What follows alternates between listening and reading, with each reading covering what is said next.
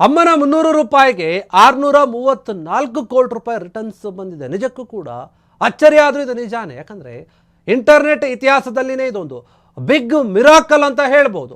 ಅಂತಹ ದೊಡ್ಡ ವಿಚಾರ ಆಯಿತು. ಅಮ್ಮನ ಬರೀ 300 ರೂಪಾಯಿಗೆ 634 ಕೋಟಿ ರೂಪಾಯಿ ರಿಟರ್ನ್ ಬಂದಿದೆ. ಇಂಟರ್ನೆಟ್ ಇತಿಹಾಸದಲ್ಲಿ ಬಿಗ್ ಮಿರಾಕಲ್ ನಡೆದಿದೆ. 300 ರೂಪಾಯಿ ಹೂಡಿಕೆ ಮಾಡಿದೆ, ಸಿಕ್ಕಿದ್ದು ಬರೋಬ್ಬರಿ 634 ಕೋಟಿ. ನೋಡಿ ಹೆಂಗಿದೆ ಅಂತ. ಮಲೇಷ್ಯಾ ಟೆಕ್ ಉದ್ಯಮಿ ಹೊಡೆದಿದ್ದಾರೆ ಬಂಪರ್ ಲಾಟ್ರಿ ವಿಚಾರದಲ್ಲಿ. ಅಂದು ಖರೀದಿಸಿದ್ದಂತಹ ಡೊಮೇನ್ ಇಂದು ಕುಬೇರನನ್ನಾಗಿ ಮಾಡಿದೆ. AI.com ಹೆಸರಿನ ಹಿಂದೆ ಅಡಗಿದೆಯಾ 3 ದಶಕಗಳ ರೋಚಕ ಕಥೆ ಎನ್ನುವಂತಹ ವಿಚಾರ. ಬರೀ 300 ರೂಪಾಯಿ ಹಾಕಿರ್ತಾನೆ, ಅದು ಕೂಡ ಅವರ ತಾಯಿ ಕೊಟ್ಟಿದ್ದು. ಅದು ರಿಟರ್ನ್ ಕೊಟ್ಟಿರುವಂಥದ್ದು ಕೋಟ್ಯಾಂತರ ರೂಪಾಯಿ. ಇದನ್ನು ಯಾರೂ ಕೂಡ ಊಹೆ ಮಾಡೋಕ್ಕಾಗೋದಿಲ್ಲ. ಇಂಟರ್ನೆಟ್ ಜಗತ್ತಿನಲ್ಲಿ ಇತಿಹಾಸದಲ್ಲಿ ದೊಡ್ಡ ಮಟ್ಟದ ಮಿರಾಕಲ್ ಆಗಿದೆ. ಹೂಡಿಕೆ ಮಾಡಿದ್ದು ಬರೀ 300 ರೂಪಾಯಿ, ಆದರೆ ಆತನಿಗೆ ಬಂದಿದ್ದು ನಿರೀಕ್ಷೆಗೂ ಮೀರಿದ ಹಣ. ಆತ ಎಕ್ಸ್ಪೆಕ್ಟ್ ಕೂಡ ಮಾಡೋಕ್ಕಾಗಿರೋದಿಲ್ಲ ಇಷ್ಟು ದೊಡ್ಡ ಮಟ್ಟದ ಹಣ ಬರುತ್ತೆ ನನಗೆ ಅಂತ.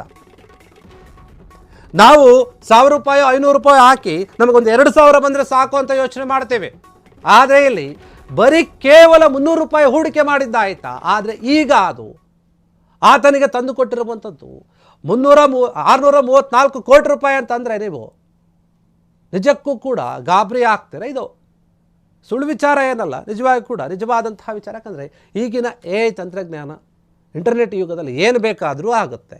ಇದು ಹೂಡಿಕೆಯ ವಿಚಾರದಲ್ಲಿ ಆಗಿರುವಂಥದ್ದು. ಈತ 300 ರೂಪಾಯಿ ಹಾಕಿರ್ತಾನೆ. ಆ 300 ರೂಪಾಯಿಯನ್ನು ಹಾಕಿ ಈ ಹಿಂದೆ ಏನು ಮಾಡಿರ್ತಾನೆ, ಡೊಮೇನನ್ನು ಪರ್ಚೇಸ್ ಮಾಡಿರ್ತಾನೆ. ಅದೇ ಈಗ ಈತನನ್ನು ದೊಡ್ಡ ಮಟ್ಟದ ಶ್ರೀಮಂತನನ್ನಾಗಿ ಮಾಡಿದೆ. ಕೋಟ್ಯಾಂತರ ರೂಪಾಯಿ ಒಡೆಯನಾಗಿದ್ದಾನೆ ಈತ ಇವತ್ತು. AI.com ಹೆಸರಿನ ಹಿಂದೆ ದೊಡ್ಡ ಮಟ್ಟದ ರೋಚಕ ಕತೆ ಅಡಗಿರುವಂಥದ್ದು ಆತನನ್ನು ಕುಬೇರನನ್ನಾಗಿ ಮಾಡಿದೆ. ಯಾಕಂತಂದರೆ ಆತನ ಯೋಚನಾ ಶಕ್ತಿ ಏನಿತ್ತು ಆಗಿನ ದಿನಗಳಲ್ಲಿ, ಇದು ಯಾವಾಗಾದರೂ ಮುಂದೆ ನನಗೆ ಹೆಲ್ಪ್ ಆಗ್ಬೋದು, ಉಪಯೋಗ ಆಗ್ಬೋದು ಅಂತ ಹೇಳಿ ತಗೊಳ್ತಾನೆ AI.com ಅನ್ನು. ಆ ಡೊಮೇನನ್ನು ತೆಗೆದುಕೊಂಡಾಗ ಅದನ್ನು ಈಗ ಖರೀದಿ ಮಾಡಿದಾಗ ಅಥವಾ ಈಗಿನ ಬೆಲೆ ನೋಡಿದಾಗ ಇಷ್ಟು ದೊಡ್ಡ ಪ್ರಮಾಣದಲ್ಲಿ ಆತನಿಗೆ ಸಿಗ್ತಾ ಇದೆ ದುಡ್ಡು. 634 ಕೋಟಿ ರೂಪಾಯಿ ಅಂದರೆ ಏನು ಸುಮ್ಮನೆ ಅಲ್ಲ. 300 ರೂಪಾಯಲ್ಲಿ ಕೋಟಿಗಟ್ಟಲೆ ದುಡ್ಡಲ್ಲಿ ದೊಡ್ಡ ಮಟ್ಟದ ಸಾಹುಕಾರ ಆಗ್ತಾ ಇದ್ದಾರೆ ಈತ. ಇದೊಂದು ರೋಚಕ ಕತೆ ಇದು.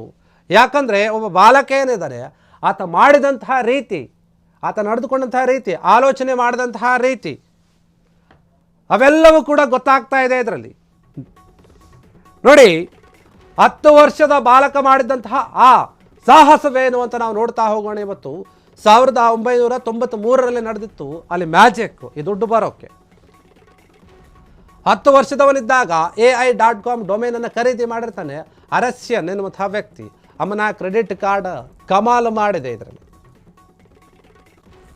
ಕೇವಲ $10 ಅಂದರೆ ಅಂದಿನ ಮೌಲ್ಯ 300 ರೂಪಾಯಿ ಅದನ್ನು ಕೊಟ್ಟು ಖರೀದಿ ಮಾಡಿರ್ತಾನೆ. ಇದನ್ನು ಹೆಸರಿಗಾಗಿ ತಂದಿರ್ತಾನೆ ಈ ಡೊಮೈನನ್ನು, ಸುಮ್ಮನೆ ಏನೋ ಇರಲಿ ಅಂತ ಹೇಳಿ.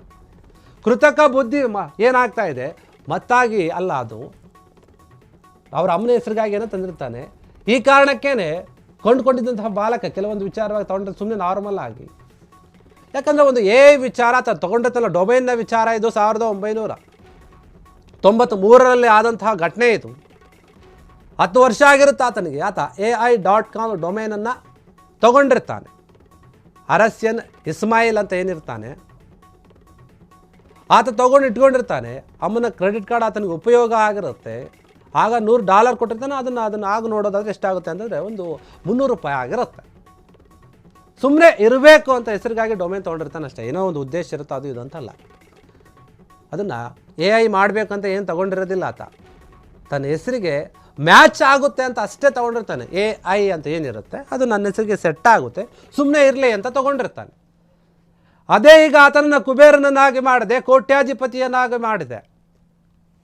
10 ವರ್ಷದವನಿದ್ದಾಗ ಅವನು ಮಾಡಿದಂತಹ ವಿಚಾರ, ಮಾಡಿದಂತಹ ಆಲೋಚನೆ ಇಂದು ಕೈ ಹಿಡಿತಾ ಇದೆ. ಆತನ ಹೆಸರಿಗೆ ಅದು ಸೂಟ್ ಆಗುತ್ತೆ ಎನ್ನುವಂಥ ವಿಚಾರಕ್ಕಾಗಿ ತಗೊಂಡಿರ್ತಾನೆ. ಅದೇ ಈಗ ಆತನ ಶ್ರೀಮಂತನಾಗಿ ಮಾಡ್ತಾ ಇದೆ. ದೊಡ್ಡ ಮಟ್ಟದ ವಿಚಾರ ಇದು ನೋಡಿ. AI ಅಂತ ಏನಿದೆ, ಆತ ಅರಸ್ಯನ್ ಏನಿದ್ದಾನೆ, ಅರಸ್ಯನ್ ಇಸ್ಮಾಯಿಲ್ ಅಲ್ವಾ ಆತನ ಹೆಸರು ಕೂಡ. ಅದು ಕೂಡ AI ಅಂತ ಬಂದರೆ ಇದು ನನ್ನ ಹೆಸರು ಬರುತ್ತೆ.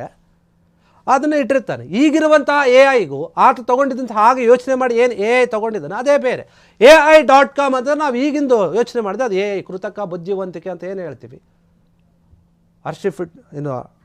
ಇಂಟೆಲಿಜೆನ್ಸ್ ಅಂತ ಏನು ಹೇಳ್ತೀವಿ, ಆರ್ಟಿಫಿಷಿಯಲ್ ಇಂಟೆಲಿಜೆನ್ಸ್ ಅಂತ ಏನು ಹೇಳ್ತೀವಿ, ಅದು ಆತ AI.com ಇಂದ ಆತನ ಹೆಸರು ಇರುತ್ತೆ ಅಂತ ಇಟ್ಕೊಂಡಿರೋದು. ನಾವೀಗ ಗೂಗಲ್ ಏನು ಮಾಡ್ಕೊತೀವಲ್ಲ ನಮ್ಮ ಹೆಸರಲ್ಲಿ ಇಟ್ಕೊಂಡು .com ಅಂತ ಹೆಸರು ಕೊಡ್ತೀವಲ್ವ, google.com ಆತ ರೀತಿ ಆತ ಅದೇ ರೀತಿಯಾಗಿ ಕೊಟ್ಕೊಂಡಿರ್ತಾನೆ AI.com ಅಂತ. ಅದನ್ನು ಈಗ ಖರೀದಿ ಮಾಡಿದಾಗ ಅಥವಾ ಅದರ ಬೆಲೆ ಕೇಳಿದಾಗ ಇಷ್ಟು ದೊಡ್ಡ ಮಟ್ಟದ ಬೆಲೆ ಇದೆ ಅಂತ ಗೊತ್ತಾಗ್ತಾ ಇದೆ. ಬರೀ ₹300 ತಗೊಂಡಿರ್ತಾನೆ, 634 ಕೋಟಿಗೆ ಸೇಲ್ ಆಗಿದೆ.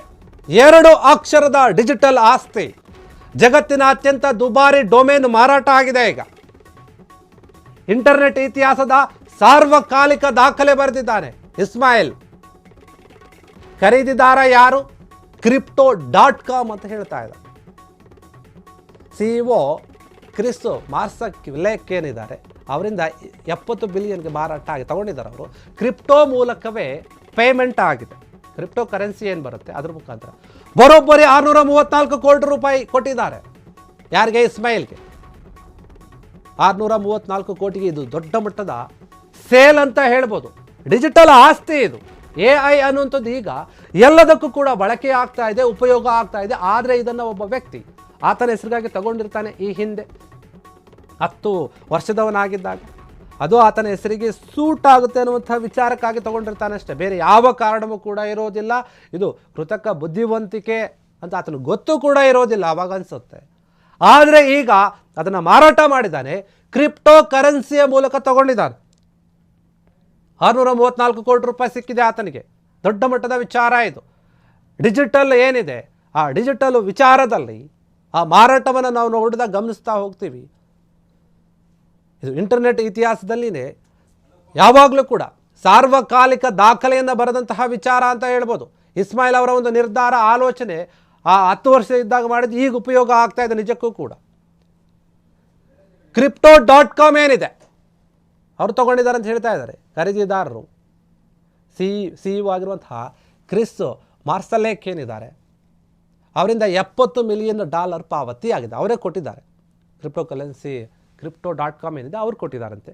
ಕ್ರಿಪ್ಟೋ ಮೂಲಕನೇ ಪೇಮೆಂಟ್ ಕೂಡ ಮಾಡಿದ್ದಾರೆ. ದೊಡ್ಡ ಮಟ್ಟದ ಹಣ ಸಿಕ್ಕಿದೆ.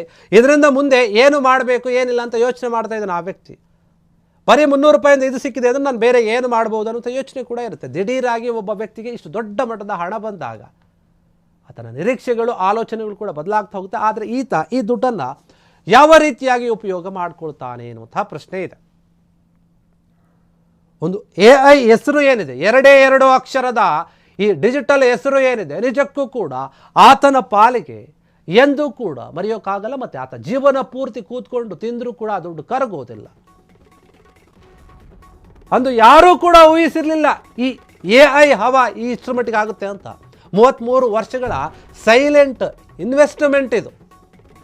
ಮಲೇಷಿಯಾದಲ್ಲಿ ಇಂಟರ್ನೆಟ್ ಇಲ್ಲದ ಕಾಲದಲ್ಲಿನೇ ಡೊಮೈನ್ ಬುಕ್ ಮಾಡಿರ್ತಾನೆ ಈ ಚಾಣಾಕ್ಷ.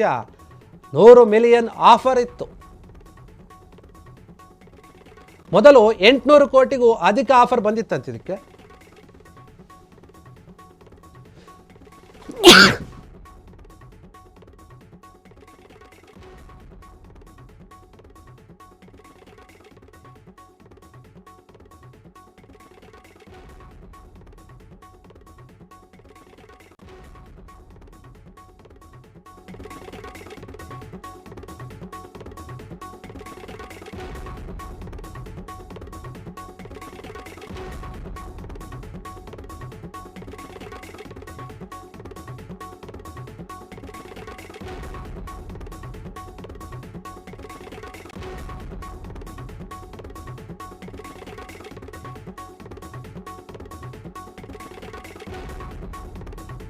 ಕೂಡ ಈ ವಿಚಾರವನ್ನ ಯೋಚನೆ ಕೂಡ ಮಾಡಿರೋದಿಲ್ಲ, ಊಹೆ ಕೂಡ ಮಾಡಿರೋದಿಲ್ಲ.